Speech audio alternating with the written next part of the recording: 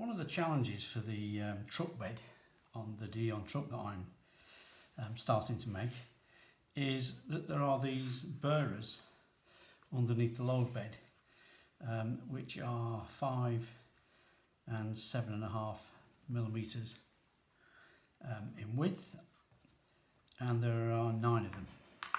And the problem that gives is if you cut it out of say 5mm timber, what you invariably end up with is grain issues. So for example, here's a half one that I made, and there's really no strength in that direction. Here's a full one. As you can see, that one has been broken. This is thinner. This is 3mm as opposed to 5mm, but the problem is the same, but slightly better with a thicker material. So one of the things that I've been doing is I've been cutting out, I'll use this one although it's broken, cutting out laminates pieces. I did this using a laser cutter, which is my first foray into that, and the grain on this piece is running that way, and the grain on the additional piece actually runs in the opposite direction.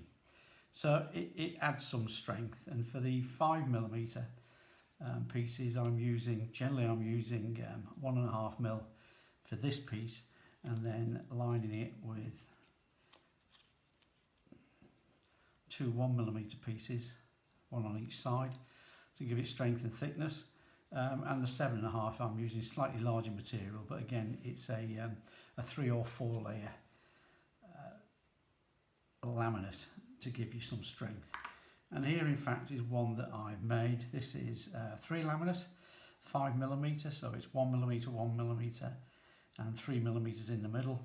As you can see, it's got a certain level of stiffness and better support once it's built into the truck,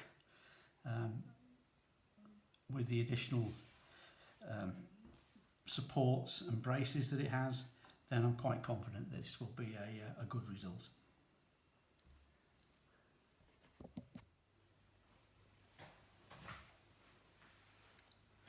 After much work, you can now see that I've manufactured all of the burrs for the bed of the truck. As you can see here, 2 different thicknesses. Perhaps I'll put them that way, it might be clearer. So there are 5 which are 7.5mm and 4 of the 5mm ones. What I've also done is there are some. This is the longitudinal part of the bed, and as you can see, what I've done is I've made the 2 lower burrs and machined them so that the various bits just slot in like so. And there's a similar arrangement on the top where this particular one, for example, would go on there, and then there's one that goes on each of the edges, and that forms the bed of the truck. So that's where I am today. Keep watching.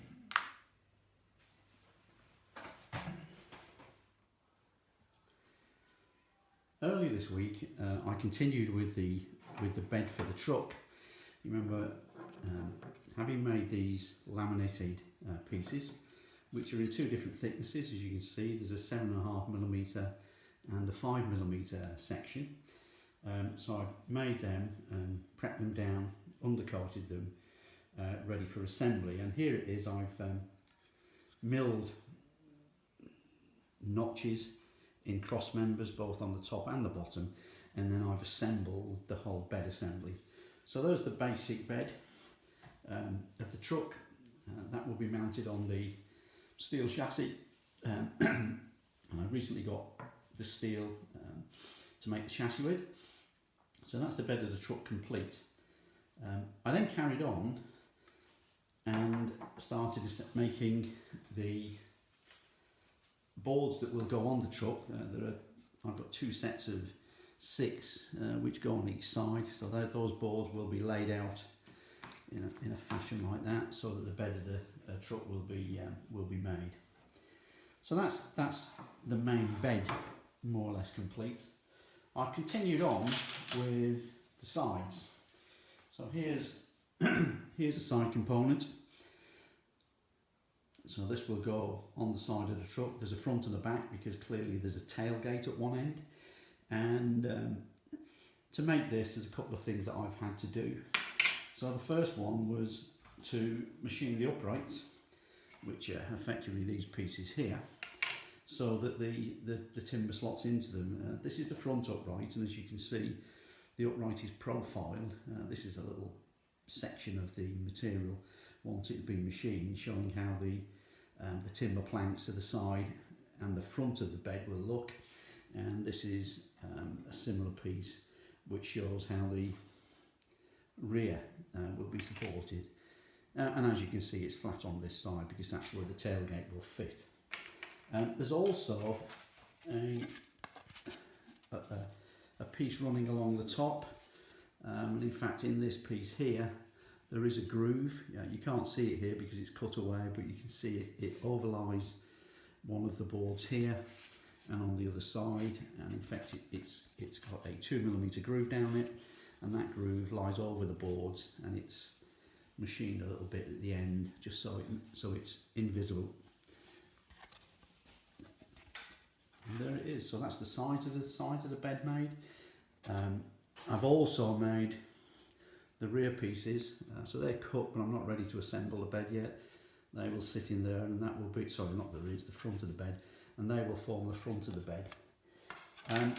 The corners of the sides have a steel, this is brass I know, but they have a steel piece which is stuck onto with nuts and bolts in order to give the bed posts really good support, because they don't actually have any miters or anything like that when they sit in the bed. So they have this piece which actually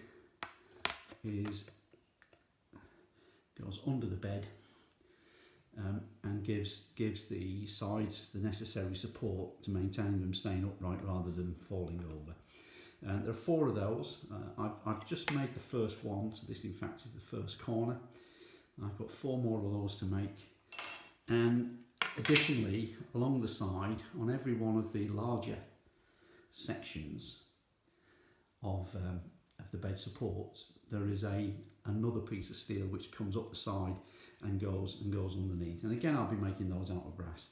So all in all there are 5 supports along the bed to help keep the sides upright. There are none at the front, simply because it's not that deep. So there we are. That's further progress on the bed. I'll get back to you when I've completed it and I've got more to show. In my previous video, I did have a sample, but I didn't show it. So this is the this is the piece that sits along the top of the bed. It's made out of 6x6, so I'm machining that down so it's 4x6, and then as you can see I've made a groove through the middle of that material so that it sits nicely overlocking onto the top board of the bed. I've been doing all this grooving and cutting with a small circular saw that I made about a year ago, which is it's got a table bed of around roughly 2 foot by 18 inches and is fitted with a 4-inch circular saw.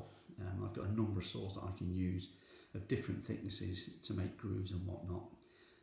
Easier than trying to plane it, sorry not plane it, than trying to route it, because of the the very small sizes that I'm looking at. Although I have put a groove in some material in the past on my milling machine, but using a circular saw was far better on 1 metre length of material, which is what I'm making these components out of.